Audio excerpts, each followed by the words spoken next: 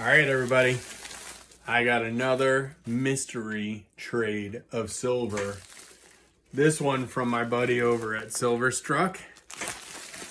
We did another series of rounds, and he sent me my trade kit. So I do this with everybody. If anyone wants to do a silver round or custom pours, whatever it may be, we just talk about whatever the value is, and whatever that value is, I tell everybody just send it to me in random silver. You know how much your stuff's worth. You know how much we agreed upon on price. Throw stuff in a box and give me something cool. And so that's what Silverstruck did this time. And I just love this. It is the best way to do business. I've never cheated. I love it. People always are like, well, aren't you afraid someone's going to give you just a bunch of junk? Never has happened. I've always had really good trades because people are pretty honest, right? If you treat them right.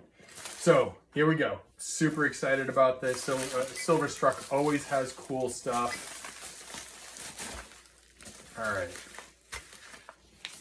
I know this about Silverstruck. He always sends me a letter. It's gracious. It's lovely. It also includes a list of what he includes. So I'm not going to look at this letter because I want to be surprised. I want to kind of figure stuff out. Also, he always sends me some new stickers, and I have a place of honor that I'm going to start putting everybody's sticker. If anybody wants to do work with me and has a sticker, send it to me, and I have a great spot for it. Awesome. All right, let's get right into it. So I can see there's a bunch of smaller items in here. I'm going to hold on to it. And there's one larger one here. So let's see. Oh, you know what? Let me grab some gloves.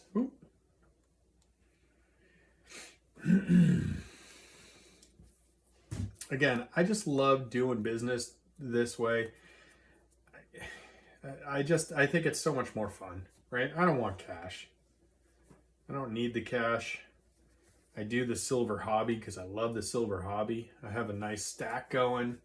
I do a lot of 90% and sell that, and then I also refine a lot. So I like doing the hobby. Ah, awesome, cool. Got a whole tube of I don't know how you pronounce it. Is it Asahi or is it Asahi? I don't know how you pronounce it. I never have, but I like them. All right, so that's cool. It's a whole tube. Brand new rounds. That's great. That's going to go right into my my guardhouse box of rounds. And now we got, this is the kind of stuff I love. All right, cool. A beautiful Canadian maple leaf. Look at the cartwheel on that. How gorgeous. That's just amazing. The cartwheel on that is amazing. You know when you have something that's uncleaned, untouched, when it has that kind of cartwheel, that spinning effect when you tip a coin. I learned that while I was doing some Morgans. You know, obviously the trading and numismatic values of coins is a really deep subject. But I did bring a handful to a local LCS, and he took some time and showed me some basic stuff. And one of the most basic is it cleaned or not? And you can tell if something is cleaned or not based on if it still has that cartwheel or not. If it doesn't have that cartwheel, I know from a Morgan or a Pistola, if it doesn't have that cartwheel, it is a cleaned coin. It doesn't mean it's not worth anything. It just means it's worth less than like an AU coin. So, this is just gorgeous, though. How beautiful. What a lovely, lovely maple leaf. Oh, this is cool. All right, look at that. This is a East India Company, London, with a beautiful 2-3 mast ship. St. Helena, 250 gram, HM Queen Elizabeth II. And Silverstruck knows that I am a history buff, right? I love Revolution. I love Mayflower, the American history. I was able to trace my family back to the Mayflower. So my kids are children of the Mayflower, which is awesome. We're descendants of the White family, and although that sounds really, pretty unique, they actually estimate about 10% of all Americans can trace their ancestry back to the 52 people that survived the first winter on the Mayflower. So if we have 300 and some odd million people, that's 30 plus million people in America could trace their ancestry back. The process for doing the genealogy back to the Mayflower is really intense, but it's also super rewarding. I was able to find so many cool stories, and what's cool is, the history part. I was able to trace back through the Revolutionary War, and I found a lot of ancestors who were part of the Revolution. And the East India Company actually has a little bit of a part in that story. So the story of the British, the Boston Tea Party, right? Where the British were trying to tax the tea that was going into Boston. Well, it was the East India Company that was shipping the tea that was in Boston Harbor and that the Sons of Liberty had blocked from being unloaded, and eventually boarded the ship and tipped all the tea overboard. So the East India Company has a little bit of history, not just in the Far East, in India. Obviously, East India Company is mostly India-based history. They have some history in American Revolution as well. That's really, really cool. I'm going to do a bunch more research on this. I think that's really neat.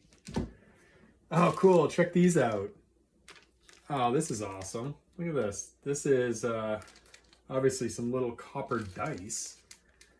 Come on. Let's see how I get this open with these gloves. There we go. All right. So I'm not a big copper collector, but obviously I love art. And these are just cool little art pieces. If you saw the most recent pours that I was doing of the arrowheads, I'm using copper shafts on the arrowheads. So this is cool. So let me see what this is. MK Bars, B-A-R-Z, MK Bars, copper alloy. So cool. Oh, that's so fun. Hey, double five. A hard five. Awesome. All right. Oh, cool. Little 3-ounce bar from Monarch Precious Metals. In one of my last unboxings, I wasn't familiar with Monarch. Obviously, now I know they're a really, really big company and pour a ton of silver. But when I was just starting off, I didn't know who they were. And I have a piece that Silverstruck sent me that's a mummy coming out of a graveyard, and it's by Monarch. So I'm starting to really dig their stuff. And I love the fact it's 3 troy ounces. That's cool. That's a really cool size. Huh, neat. All right, here's another one. So Washington is, oh, this is definitely not this is a proof. This is a proof coin. All right, so let's see what we got here. Yeah, beautiful. Look at that. It's a proof quarter, Washington quarter. What's on the back? Dude, my eyes are so bad. All right, what do we got? 2013. Oh, it's a New Hampshire White Mountains. Oh man, does that look good under the loop? I'm from New England, and Silverstruck just definitely did me right with that. I love it. Wow, look at how beautiful that mirror finish is on the relief. Unbelievable. It's just unbelievable they can mint these things like this. What a beautiful proof. That's so cool. Let's put that back in its sleeve. I don't want to mark that up. This is awesome, Silverstruck. Again, you always do well on these trades. I love this kind of thing. I think I really like this 3 troy ounce piece.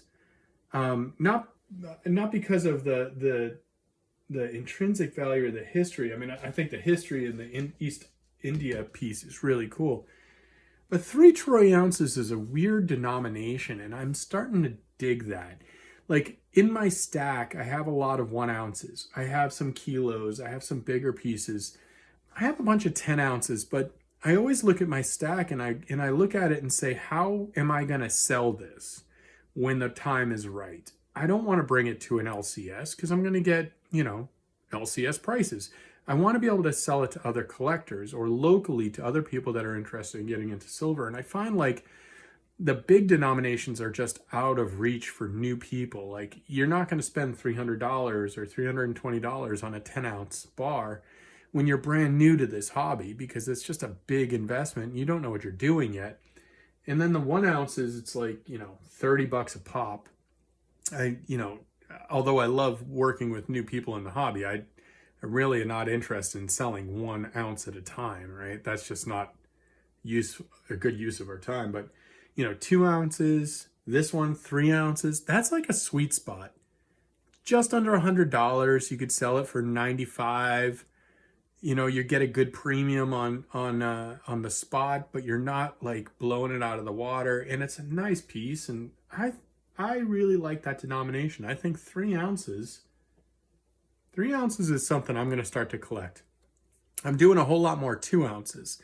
I have some gorillas. I have a bunch of platypus 2 ounces. Those are reverse proof, which are really cool looking. And I have a set of Queen's Beasts that I'm trying to complete. I'm missing 2. If anybody has a Griffin or a Unicorn 2-ounce Queen's Beast, hit me up. We will definitely do a deal on those. They're like trying to find a unicorn, right? So if you have a Griffin or a Unicorn 2 ounce, let me know. I'll totally be into it. So yeah, I think 2 ounces and 3 ounces are a really good denomination, especially if you're selling local to other traders and other hobbyists. I really, really dig that 3-ounce bar. That's my first 3-ounce bar. Awesome, guys. So that's my mystery box of silver from Silverstruck for this last batch of coins, and I love it. I love it. My favorite part of this hobby is doing this kind of stuff. Thank you so much, Silverstruck, and I look forward to doing a bunch more business. That's it for another successful unboxing. Silverstruck always does me right on these trades. It's fantastic. So if anybody has any questions, just let me know.